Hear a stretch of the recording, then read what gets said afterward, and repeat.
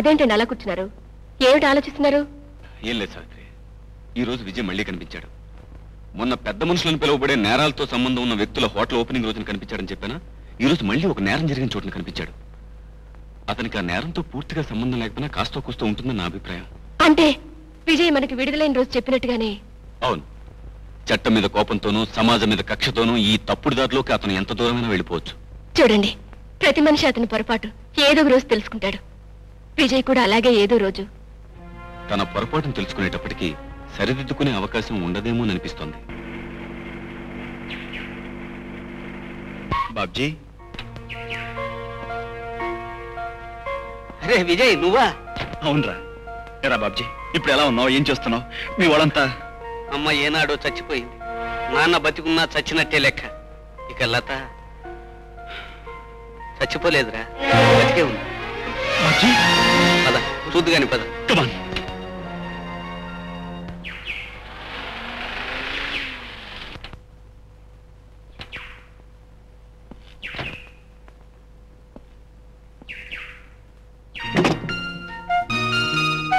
చెల్లాయ్, చెల్లాయ్.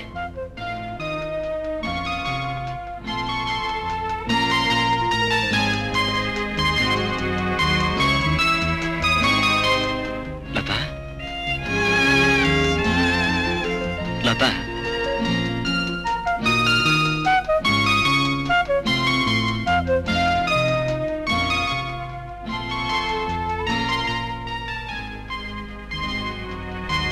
గుర్తుపట్టలేదా?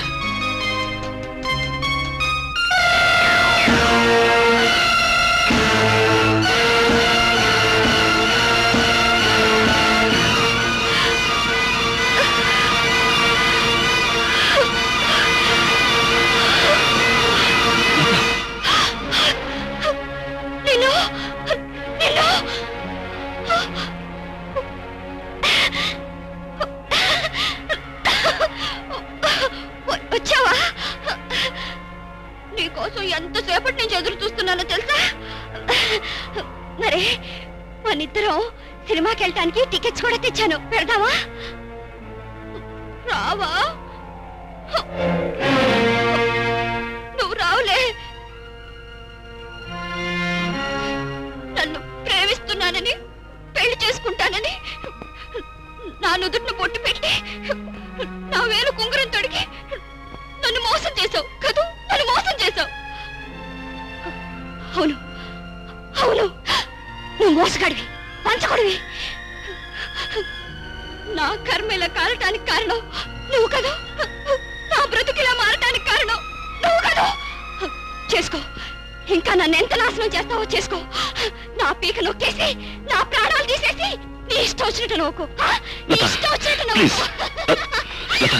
నీ ఇష్టం వచ్చినట్టు నవ్వుకో.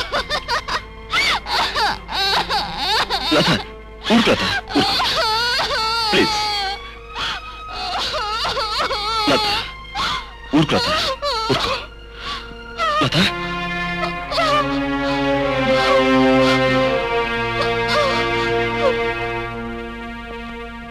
బాబ్జీ. విజయ్, ఈ కారణంగా అదేదో అప్సెట్ అయిందని అనుకోకురా. అప్పుడప్పుడు ఇలా ఎవరు కనబడితే వారి మీద ఆవేశపడి అర్థం లేకుండా మాట్లాడటం మామూలే. దానికి మతిస్థిమితం తప్పిందిరా. బాబ్జీ, తన బ్రతుకు అన్యాయం కావడానికి కారణం ఎవరైనప్పటికీ న్యాయం చేయాల్సిన బాధ్యత ప్రేమించిన మనిషిగా నాకుందిరా. డాక్టర్. ఎంత డబ్బు ఖర్చైనా సరే మీరు తిరిగి ఆవిడ మామూలు మనిషిని చేయాలి. మిస్టర్ విజయ్, ఆమెకు చేసిన టెస్టులను బట్టి తప్పకుండా ఆమెకు నయమవుతుందని నా నమ్మకం. కాకపోతే చెప్పండి డాక్టర్, ఏమిటో చెప్పండి. ఒక నెల రోజుల పాటు ఆవిడ హాస్పిటల్లో చేర్పించాలి. ప్రతిరోజు టెస్ట్ చేస్తూ ఎప్పటికప్పుడు ఆమెలో వచ్చే మార్పులను గమనిస్తూ రికార్డ్ చేస్తూ ఉండాలి. అబ్జర్వ్ కూడా చేయాలి. అందుకు మాకే అభ్యంతరం లేదు డాక్టర్. ఎలాగైనా మాలాత మామూలు మనిషి కావాలి. నీకు ఇప్పుడు విషయం అండర్స్టాండింగ్ అయింది కదా. ఆ బ్రూట్ కేసులో ఉన్న ప్లాటినం వస్తువులకి బ్రహ్మాండమైన గిరాకీ ఉంది. లచ్చలు లచ్చలు పరుగుతాయి బ్లాక్ మార్కెటింగ్ లో. అని చేత నువ్వు ఎలాగైనా షిప్పులోకి వెళ్ళి ఆ దొర చేతిలో ఉన్న వస్తువులను కొట్టుకొచ్చేయాలి. అది ఇది చాలా ప్రమాదమైన విషయం. ఆ పెట్టి కోసం 2-3 పార్టీలు ప్రయత్నం చేస్తున్నాయి. నన్ను అడిగితే నువ్వు ఈ పని సాధించుకొచ్చేటైతే మన గ్యాంగ్ కే నిన్ను టాప్ మ్యాన్ అనొచ్చు. ఆల్ రైట్, నాకు అర్థమైంది. అంటే మరోసారి నా శక్తికి పరీక్ష పెట్టాలనుకుంటున్నారన్న. అబ్బే, ఇది నీ శక్తిని మేం టెస్టింగ్ చేయడం కానే కాదబ్బాయి, మా శాతగాంతనాన్ని మేము అగ్రీయింగ్ చేస్తున్నాం అన్నమాట. ఇదిగో లల్లి, మన విజయ్ అబ్బాయికి అవసరమైతే హెల్పింగ్ చెయ్యి. Yes, SP Raja speaking. What? Shekhar, ఏమిటి నువ్వు చెప్పేది? బ్రీఫ్ కేసుతో ప్లాటినం స్మగుల్ గుడ్సా?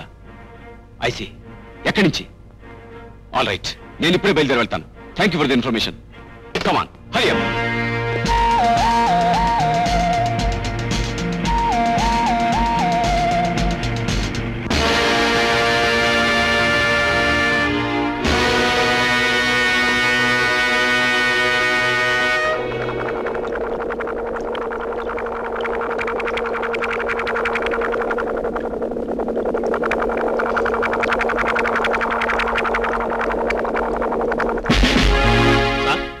షిప్లోకి వెళ్ళి అరెస్ట్ చేయొచ్చుగా? నో, ఇది ఫారిన్ షిప్. లోపలికి వెళ్ళడానికి మనకి పర్మిషన్ లేదు.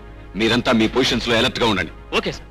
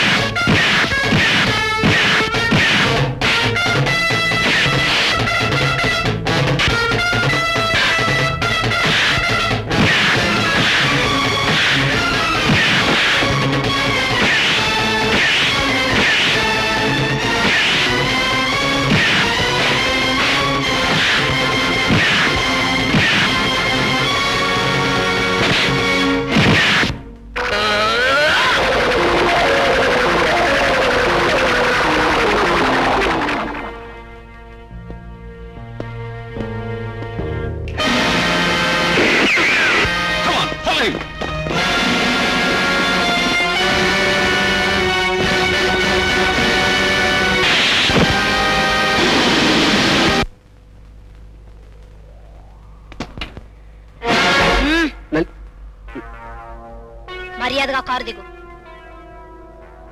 దిగగానే షూట్ చేస్తాం, అవునా? మాట్లాడకుండా కారు దిగు. ఓకే. అబ్బో బ్రూట్ కేసు అట్టుకొచ్చేసాడు. అమ్మో బ్రూట్ కేసు అట్టుకొచ్చేసాడు. తీసుకొచ్చి కళ్ళ ముందు పెడితే అట్టుకొచ్చేసాడు అని అలరేంటి? అవేమన్నా అట్టుకు రావటానికి? నన్ను అడిగితే నేనేమీ అడగను. ఈ డైలాగ్ కి పులి స్టాపింగ్ పెట్టే ముందు ఇదిగో ఈ అబ్బాయి, ఈ ఇలువైన బ్రూట్ కేసు నువ్వు తెస్తున్నప్పుడు దారిలో ప్రమాదాలు గట్రా ఎదురవ్వలేదా అని అడుగుతున్నావు అంతేగా? చూడు, అపాయాలు అడ్డుదారిలోకి అడుగు పెట్టినప్పుడే తెలుసు నన్ను అనుక్షణం ప్రమాదాలు వెంటాడుతాయని. అడవి జంతువులు లాంటి మీతో చెయ్యి కలిపినప్పుడే తెలుసు ఏ క్షణంలోనైనా ఎటు నుంచైనా దెబ్బ తినొచ్చని. అందుకే నా జాగ్రత్తలో నేనుంటూ నేర్చుకున్నాను. ఎవరో ఎక్కడి వాళ్ళు అక్కడే ఉండండి. నువ్వు ఇప్పుడు ఎక్కడి నుంచి వచ్చావు? నీలాగే బయట నుంచి వచ్చాను. అయితే ఈ బ్రీఫ్ కేసు ఎవరిది? షీ పెట్టిన అది కాదు. నాకు ఇలాంటి బ్రూట్ కేసులన్నా గీట్ కేసులన్నా చిన్నప్పటి నుంచి ఏటింగ్. శివం, ఈ పెట్టిగా నీదేటి, మరి తీసి జాగ్రత్త పెట్టుకో. చిచి, నా జాతకంలో నాకు బ్రీఫ్ కేసు కన్నా ఉంది. అంచేత నేను ఇంతవరకు ఏ బ్రీఫ్ కేసుని ముట్టుకోను. అయితే ఎస్పీ గారు మరి డౌటింగ్ లేదు, ఆ సింహాచలంగాడే ముచ్చరపడి దీన్ని కొనుక్కుని సిగరెట్ పెట్టి కొనుక్కోవడానికి చిల్లర లేక నేను ఎడుతుంటే ఈ తోలు పెట్టి నేను కొన్నానా? ఆల్రెడీ ఎస్పీ గారు, దాన్ని తీసుకొచ్చింది నేనే. కానీ బ్రీఫ్ కేసు తీసుకురావటం చట్టవిరుద్ధం కాదే. ఎలా చట్టవిరుద్ధం చెప్పమంటావా? ఇలాంటి సరుకులు రవాణా చేయటం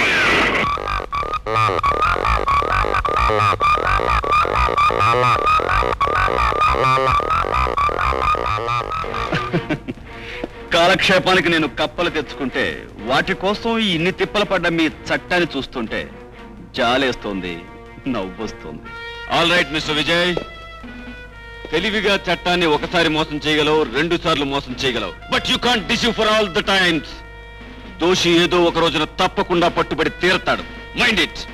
జస్ట్ ఏ మినిట్ ఆఫీసర్. నేను నేరం చేశానని నాకు తెలుసు, నీకు తెలుసు. కానీ నువ్వు రుజువు చెయ్యలేవు, చేతులకు సంఖ్యలు వెయ్యలేవు. I pity your law and order. Now you can go. ఓరి యువర్ మదరు, నీకు జేజేలు చెప్పాలా? ఆ ఎస్పీ గారు పోజుకో పులి స్టాపింగ్ ఎట్టేసి ఆయన పూలింగ్ చేసేసి మా గుండెకాయలు కూలింగ్ చేసేసావు. శబాసి. ఓర్ నీ అబ్బా, అదే నీ ఇంగ్లీష్ భాషలో ఓర్ యువర్ ఫాదర్. పెట్టె తీసుకురమ్మని నన్ను పంపి వస్తుంటే అడ్డు కొట్టమని దీన్ని ఏర్పాటు చేస్తావా? అది టెస్టింగ్ అబ్బాయి, నీ శక్తియుక్తులు పరీక్ష చేయడానికి అలా చేసావు అన్నమాట. ఏమైనా నువ్వు క్షేమంగా తిరిగి వచ్చినందుకు మేము చాలా హ్యాపీంగ్. ఇవాళ మా అందరిలోనూ నువ్వు చాలా ముఖ్యుడివి. కావాలంటే బాసింగ్ కూడా మా మీద నువ్వు చెయ్యొచ్చు. ఇంతకీ మన బ్రూట్ కేసు ఎక్కడా? దానికోసం నువ్వేం కంగారు పడుకో. లలిత, వెళ్ళి తీసుకురా. శబాసింగ్. నన్ను అడిగితే ఇంత సాధించిన విజయ్ కానుగ్గా ఉండటానికి బ్రహ్మాండమైన ఇల్లు, తిరగటానికి ఖరీదైన కారు ఇచ్చి, ఉండడానికి ఇల్లు, తిరగడానికి కారే కాదు, మనోడు కూడా పర్సనల్ అసిస్టెంట్ గా ఉండడానికి లల్లికి పోస్టింగ్ ఇచ్చేస్తాం.